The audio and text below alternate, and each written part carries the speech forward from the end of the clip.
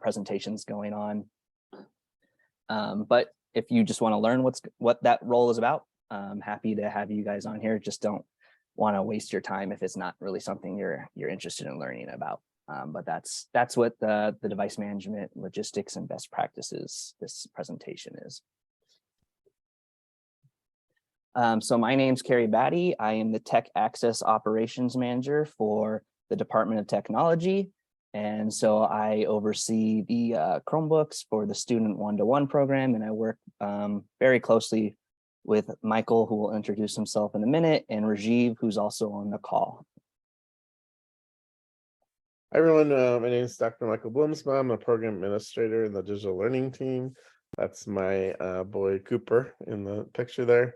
And I support the middle school cohort and coordinate the one-to-one device program district-wide, along with Carrie and Rajiv.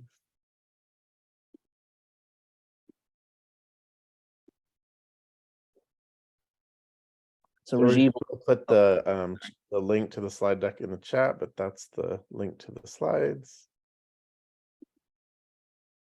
Few norms. If you have questions, you can put them in the chat, but chances are we're not going to be able to answer them all.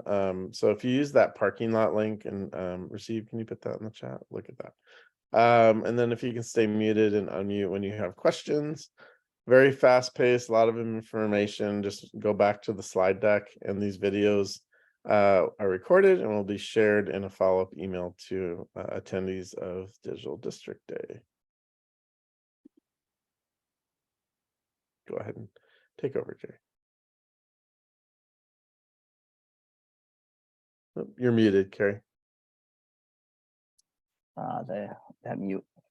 So a quick warm opener while we're waiting for others to hop on. I know sessions are just wrapping up. So in the chat, if you mind just kind of sharing your name, your school, and your role at your school site. And just a fun little question. Let's see who wins. Who traveled the farthest this summer? I went to Yosemite, so I stayed kind of local, so I don't think I'm going to win this one.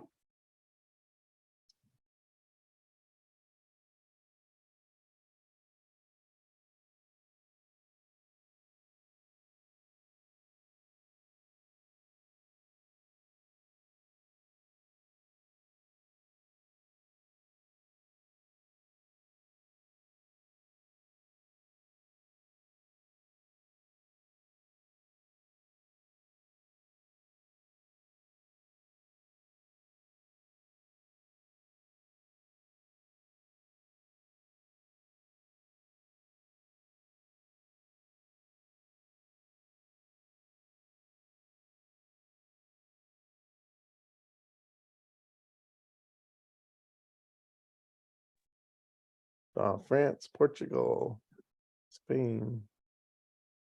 Nice. Cool. A lot of international travel. All right.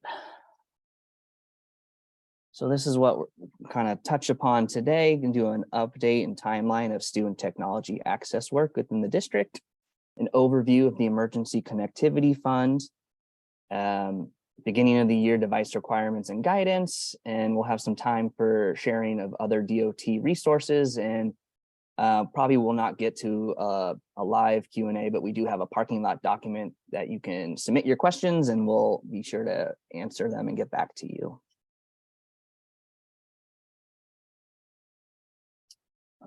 Oops. Oh, so we're going to do the an update on student technology access.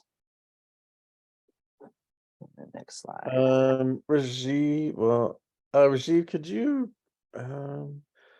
see if you're able to? If not, one of maybe Carrie can. Looks like we have some folks that don't have their district email yet. Can you just change the setting to allow anyone to view? That would be great.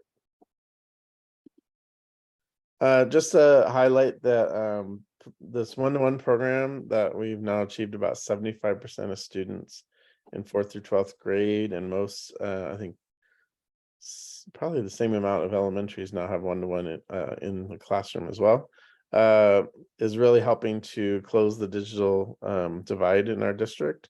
And it also plays into our district goal of making sure students are college and career ready.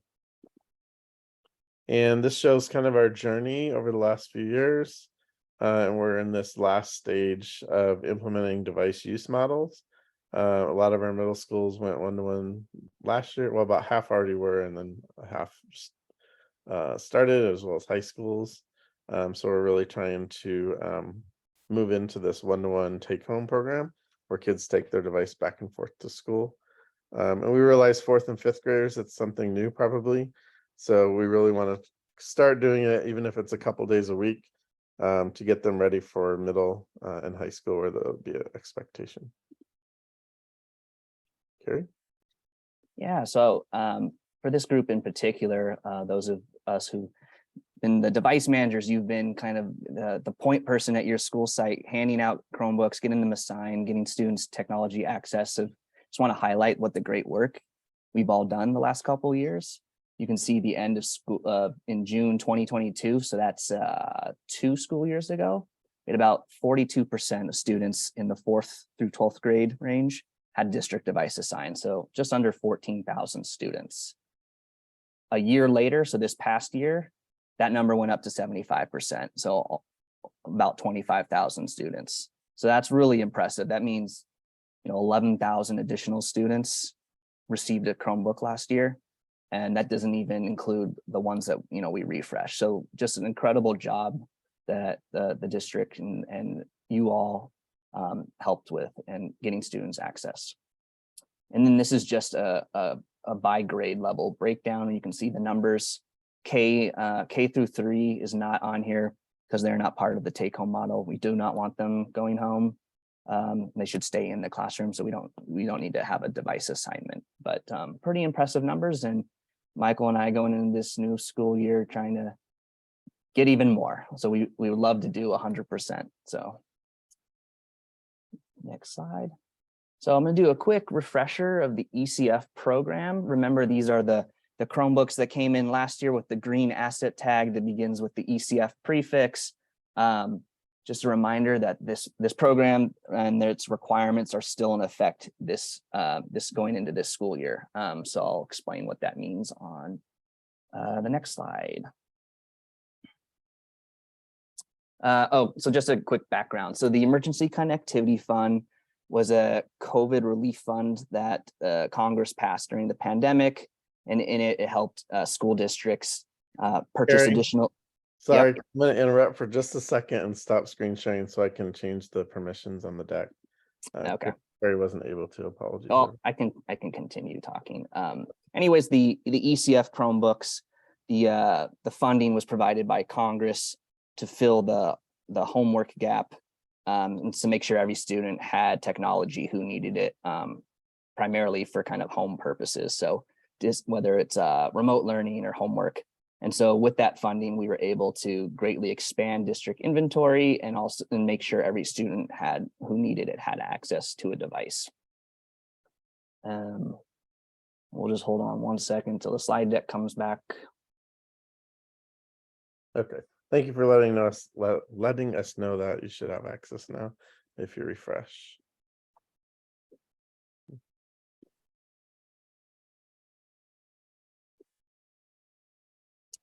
Cool. So what does that mean? So there's very strict auditing requirements with these Chromebooks. So these Chromebooks can only be given to students. Staff members should not be using them. I know it's enticing sometimes to see a brand new Chromebook and you have an extra one and just give it to a staff member to use. That is not what the funding is for this Chromebook. So please note only the student who it's meant for should be using it. Should not be going into carts. So it's not meant for like a K through 3rd grade class to use, and should not be put into storage for a rainy day. We need to get them to the students. Each school has provided an allotment, like almost an exact number for their students. So it's really important that we adhere to those requirements. The federal government does audit. They have started auditing school districts. If you're not in compliant, then we have to end up paying back that fund. So these are free Chromebooks. So I just want to make sure that we're following the program rules. And then we can go to the next slide. So beginning of the year device guidance, we have a Google Doc that we're going to be sharing with all of our site device managers. It's already linked to the sign up form. So as those folks sign up, we'll be able to share it out. It's going to be shared with principals and administrators too. And so each school, we partner with a site device manager who kind of is the direct person that DOT contacts at your school site. And that person is involved with the inventory. So checking out Chromebooks to students, checking them back in, dealing with lost, broken, all of that for us. And so there is a stipend for certificated teachers only. And there's more information on in the link there. This document we'll share at the end of this presentation too. So don't worry about if I go too fast, you'll have all this information. All of this information is directly taken from that document. If you are new to this role and you'd like to have a quick 20-minute kind of course on how we utilize the asset management program Follett, it's the same that the libraries use, but we also use it for technology.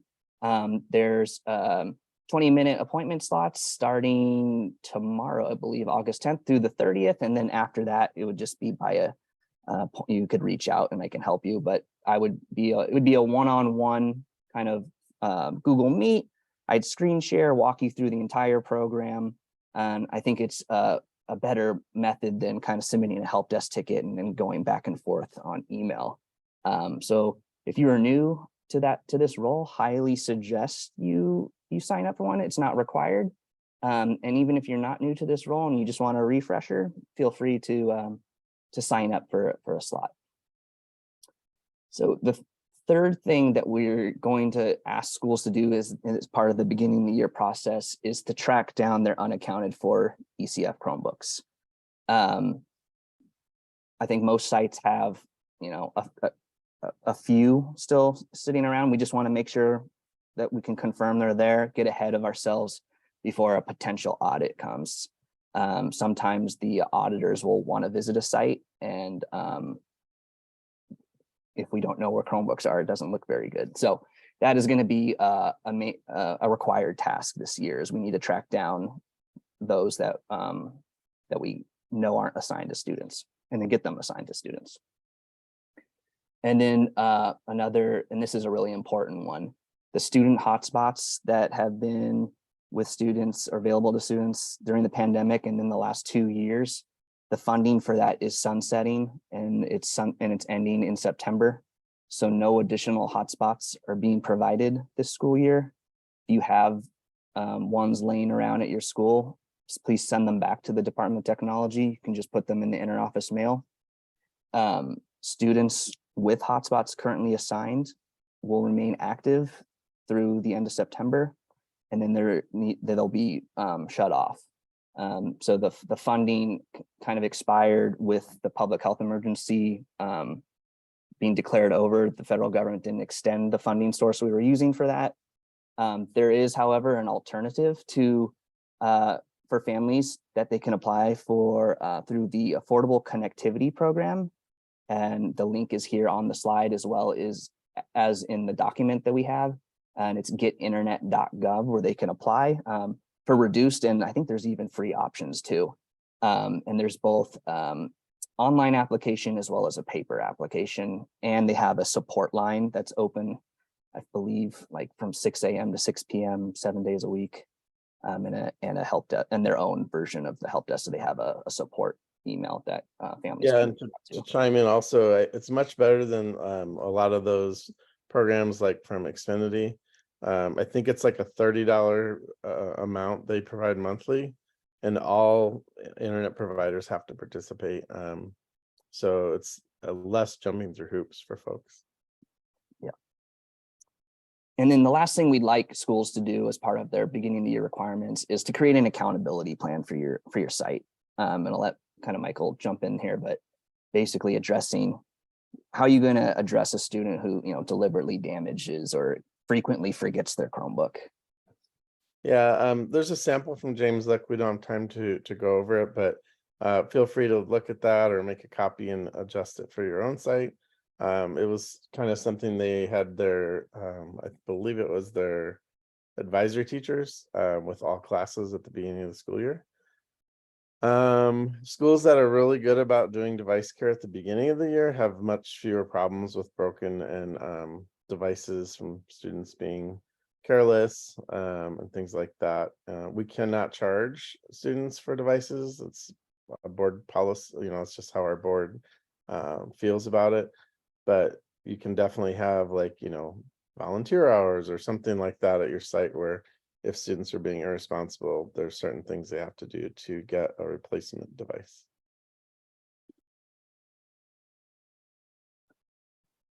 This is just more information on the device manager role. Again, there's a stipend available for certificated teachers if teachers would like to fulfill this role. And the breakdown is there on the right hand side. You can split it with another teacher if you'd like, 50-50. And then there's the expected tasks. And then we can go to the next slide. I think we can skip this one. We can also skip the K3 ones. We can review that independently. Okay, so the number one question at the elementary school level is what about our fourth grade devices for our promoting fourth graders or rising third graders from last year?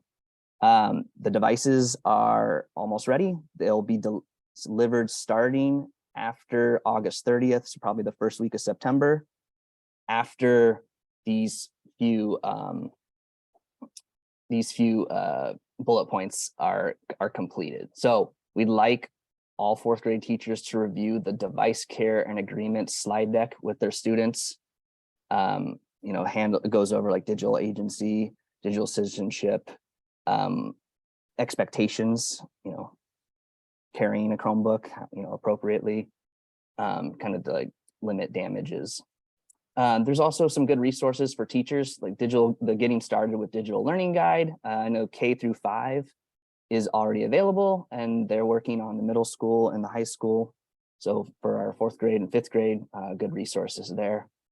We also have a student parent tech agreement form that we used last year. For Go for it. I just want to highlight something that folks may not realize.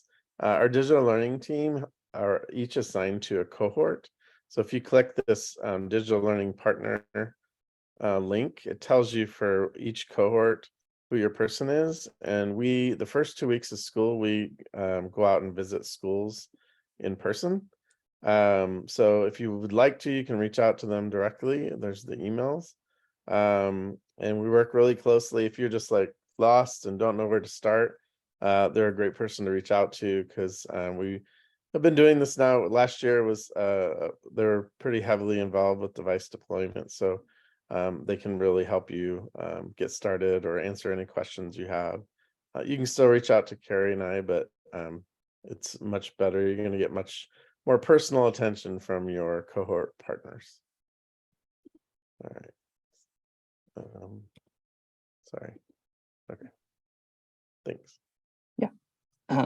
Yeah, and so there's student parent tech agreement form. I think Devorah created this, but it was used last year. We like to use it again this year. It's kind of like the first step in building an accountability plan for your site. Just kind of so parents are involved and know that this device is free to use, needs to be treated with respect. Your expectation is to be brought daily charged. Don't eat around it, 2 hands, stuff like that. And then after all of those are complete, there's a Google form here that you can submit to say, yep, done it all.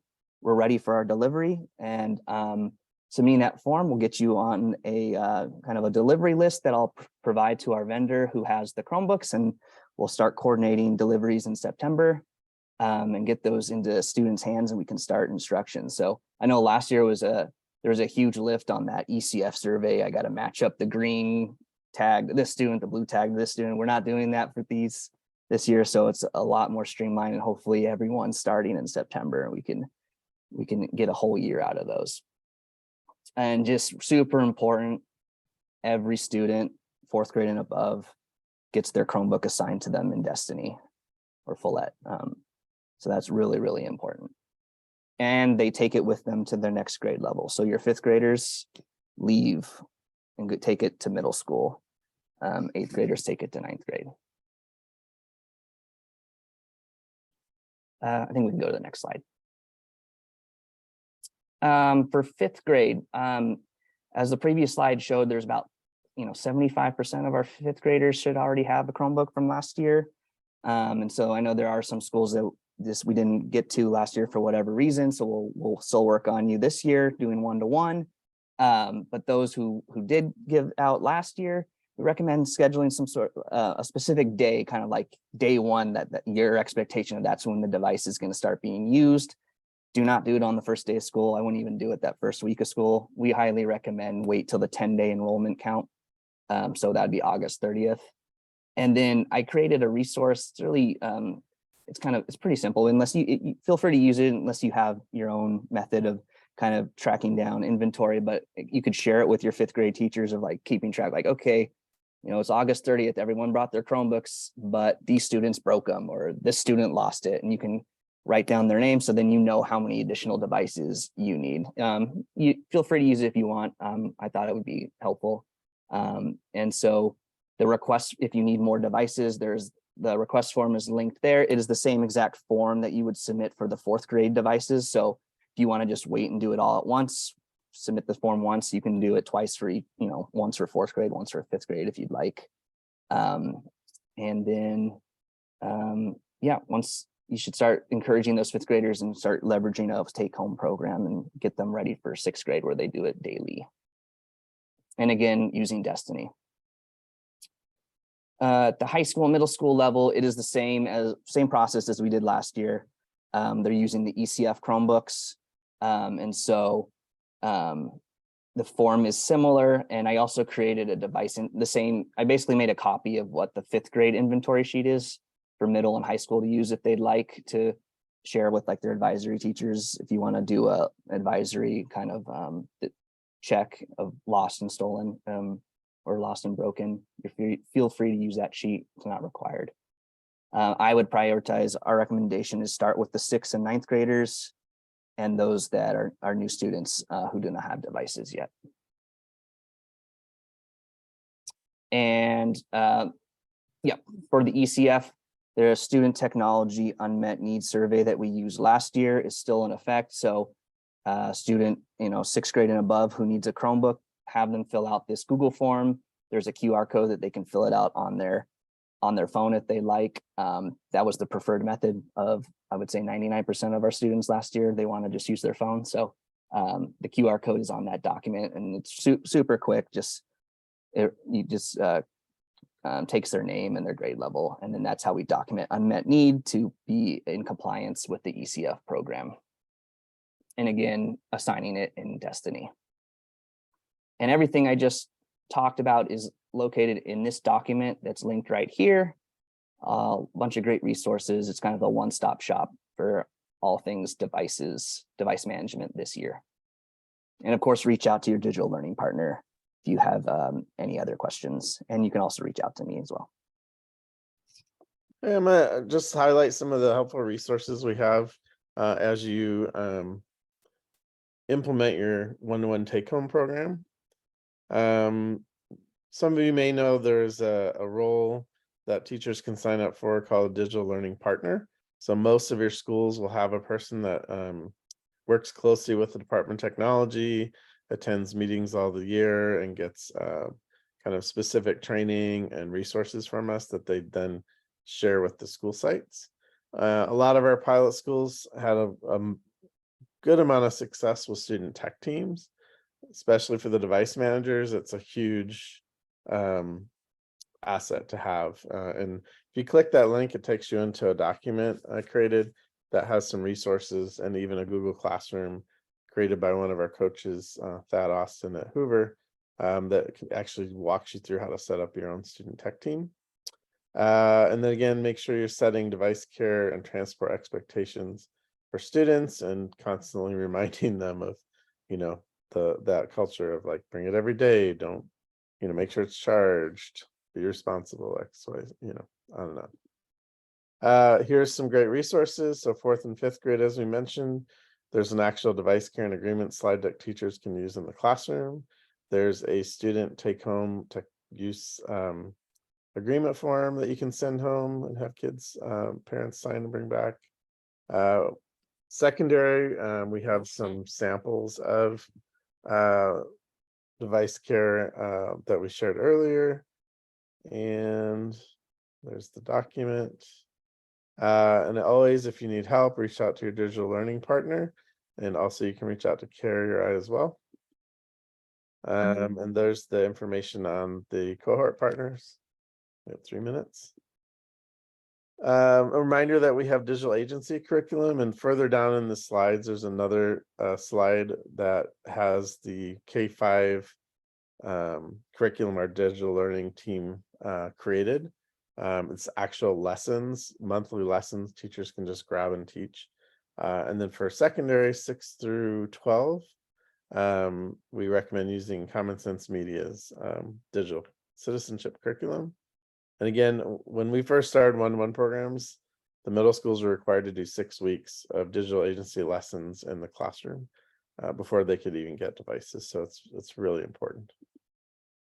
We don't probably have time for individual Q&A, but please use the parking lot, and please fill out the feedback. We really want to hear how we did, and make sure that he can always improve. And parking lot feedback.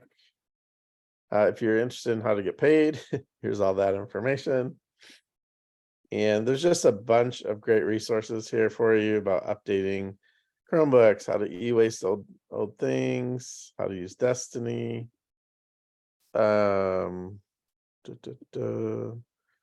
a picture of our team.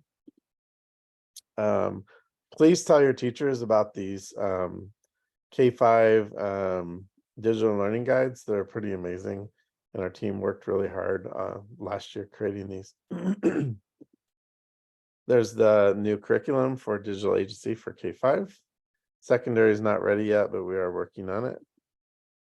Amazing Google resources. Seesaw is paid for the district for all teachers and students to use.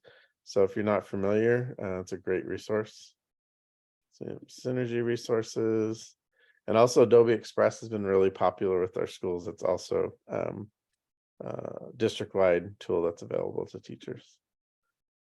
And just a reminder that to use district approved apps, because we really want to protect our student privacy. You'd be amazed if you click on login with Google, how much data they collect if it's not an approved tool. More about the D-Leaf program. Oops. We now have a family link for families with tech as well, which we did not have before the pandemic. So that's a great resource to share with your families. And of course, the help desk, if you need help with anything. Whew, look at that, right on time, 3:50. I want to make sure I let you go so that you can get into the closing session. We really appreciate your joining us, and please fill out the feedback form. We really review that and appreciate the feedback. And again, the parking lot is a great way to get your individual needs and questions answered. Thanks, everyone. Bye.